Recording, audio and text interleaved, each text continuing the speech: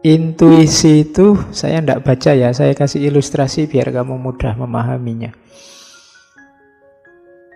Misalnya kamu nanti pulang, harusnya kalau jam-jam 10 malam ke atas itu sepi. Tapi begitu kamu keluar nyampe lampu merah, kok rame orang. Begitu kamu mau maju, loh kok banyak orang. Terus, wah bahaya ini. Jangan deket-deket ini aku. Informasi bahwa itu bahaya, jangan deket-deket. Ini kan muncul di kepalamu tanpa kamu sengaja. Tiba-tiba muncul itu. Kamu kan nggak mikir, nggak mengalkulasi, tiba-tiba, wah bahaya ini. Informasi itu datang, itu coraknya namanya intuitif. Dari intuisi. Jadi intuisi itu pengetahuan yang muncul di kepalamu, yang dia lahir tidak secara sengaja. Meskipun itu nanti ada penjelasannya kalau di belakang, tapi pertama-tama dipahami itu dulu. Sama kayak kamu misalnya tiba-tiba perasaanmu tidak enak. Waduh, mau berangkat ngaji tapi rasanya kok tidak enak ya. Mungkin orang menyebutnya firasat. Firasat itu jenis pengetahuan intuitif. Jadi intuisi itu pengetahuan yang muncul dalam dirimu tanpa diupayakan tadi oleh akal, oleh panca indera. Meskipun nanti ada hubungannya. Tapi pertama-tama dipahami itu. Dalam dirimu ada kualitas intuisi itu. Kadang-kadang orang mikirnya kemana, dapatnya apa. Kayak kamu misalnya dompetmu hilang. Tadi naruhnya di mana ya, dicari-cari tidak ketemu-ketemu. Waktu sholat malah ketemu. Wah iya tadi tak taruh di sana. Tadi akalmu jalan, nalarmu jalan, tadi ada di mana kamu? Tadi habis di sini, di situ. Habis kamu cari sudah tidak ketemu. Tapi begitu kamu sholat tiba-tiba muncul data bahwa iya tadi tak taruh di sana. Semoga tidak hilang kan gitu. Itu pengetahuan intuitif namanya. Jadi dia muncul tidak dalam rangka serius kamu pikir terus muncul, tapi tiba-tiba saja muncul dia. Itu namanya pengetahuan intuitif. Kalau bahasanya Bergson ini kayak insting, tapi sifatnya sadar. Kalau insting itu kan tidak disadari. Kalau intuisi itu kamu sadari. Kalau insting itu kan, misalnya kamu yang laki-laki tiba-tiba suka sama perempuan, itu kan insting sifatnya. Kamu tidak pernah belajar bahwa saya laki-laki berarti saya harus suka perempuan. Tapi otomatis saja itu insting. Hewan juga punya insting. Di level insting kita sama hewan sama. Nah, kalau intuisi itu kayak insting gini tapi disadari. Beda sama hewan. Kalau hewan kan tidak disadari. Jadi intuisi itu insting yang menjadi sadar. Jadi dia muncul terus kamu sadari, oh iya ya. Berarti di sini ada bahaya ini, aku harus minggir ini. Nah, itu jenis pengetahuan itu intuisi.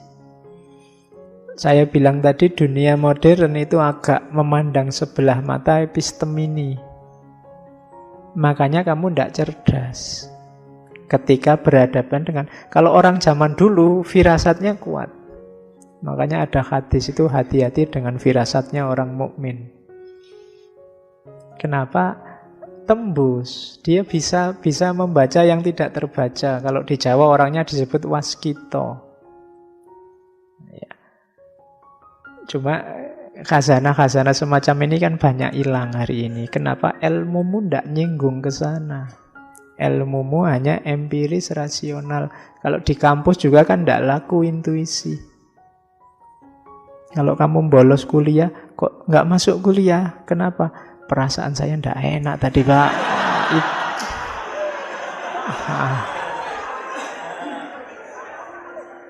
Itu kan ndak laku, dosenmu nggak terima kamu alasannya itu.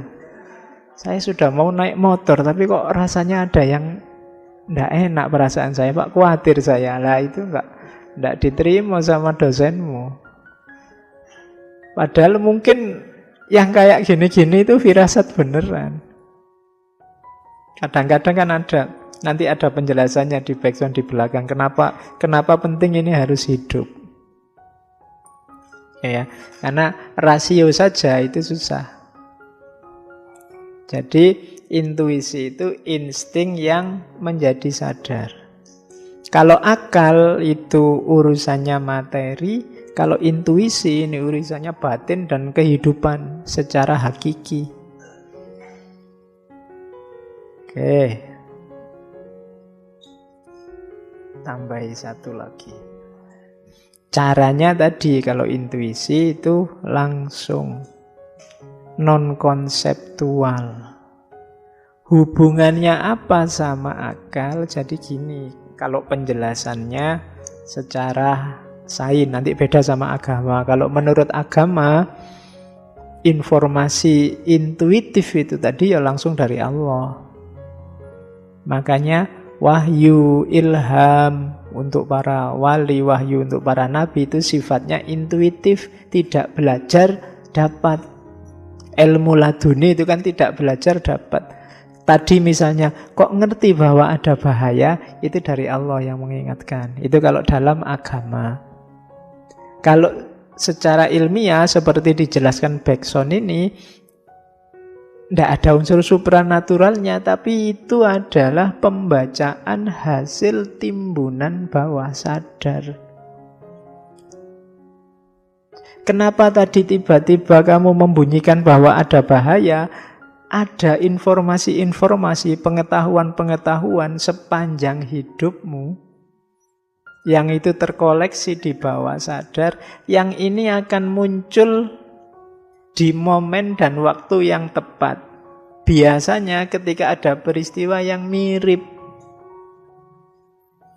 Kenapa tadi begitu ada orang rame-rame terus muncul di kepalamu, bahaya ini bahaya. Itu dalam sejarah hidupmu ada peristiwa yang mirip kayak gitu, entah kamu yang ngalami atau kamu lihat orang lain ngalami itu, atau kamu lihat TV ada peristiwa begitu, yang kalau ada rame-rame gitu bahaya. Jadi itu timbunan bawah sadarmu. Sama kayak kamu tiba-tiba ketemu sopo wis, yang cowok jalan ketemu cewek, kayaknya kita pernah ketemu ya. Wah, intuisi ini mesti kan ngono. Nah, ya, dari Allah ini mesti. Mungkin begitu, tapi kalau ditelusuri, kalau versi ini mungkin ada informasi-informasi, pengetahuan-pengetahuan lama di bawah timbunan sadarmu tentang perempuan semacam itu, wajahnya mirip itu, atau entah apanya yang mirip sehingga kamu merasa pernah melihat. Mungkin di mimpi, mungkin kapan ketemu masa kecil, mungkin cuma kamu lupa. Jadi ya kayak teorinya Freud itu kan, akal itu ada level sadar, bawah sadar, atas sadar. Yang bawah sadar ini kan berpengaruh, cuma kita tidak tahu ada itu, dia kerja terus sebenarnya. Nah, lahirnya kalau di versi Bergson ini, pengetahuan intuitif itu munculnya dari koleksi-koleksi bawah sadar. Makanya nanti ada teori tentang ingatan. Itu yang harus kita cermati. Jadi dalam diri kita ada ternyata intuisi. Itulah yang mungkin kalau dilanjutkan kayak teorinya Sartre itu kan, orang itu sebenarnya hanya nyari yang cocok dengan pandangannya. Kenapa? Timbunan di bawah sadarmu sudah banyak. Mungkin tidak pernah dengerin ngaji semacam ini, begitu dengar, iya ya, kok saya cocok sama ngaji ini. Itu sifatnya intuitif. Kemungkinan ada timbunan bawah sadar yang kamu sukai yang semacam ini dulunya. Yang sekarang kamu tidak nemu-nemu ketemunya ini. Sementara yang lain suka yang lain. Itu makanya selera musik misalnya, kamu kan heran, Pak, saya itu pinginnya musik rock kok Pak, tapi kok yo nyamannya sama dangdut terus ya Pak, misalnya. Oh, itu mungkin ada pengalaman-pengalamanmu sebelumnya, timbunan-timbunan sebelumnya yang kamu tidak sadar. Mungkin zaman dulu di kampung kamu masih kecil, ibumu atau tetanggamu yang diputer dangdut, terus mau tidak mau ada memori tentang dangdut di kepalamu. Kalau ditanya musiknya apa, jazz, blues, tapi begitu ada dangdut kamu tidak sadar goyang. Ya, itu sifatnya intuitif. Jadi alat ini yang di zaman modern tidak laku padahal penting. Di barat ya, kalau di timur kan ini hidup terus. Di tradisi spiritual, tradisi agama-agama timur ini hidup. Tapi di barat tidak hidup.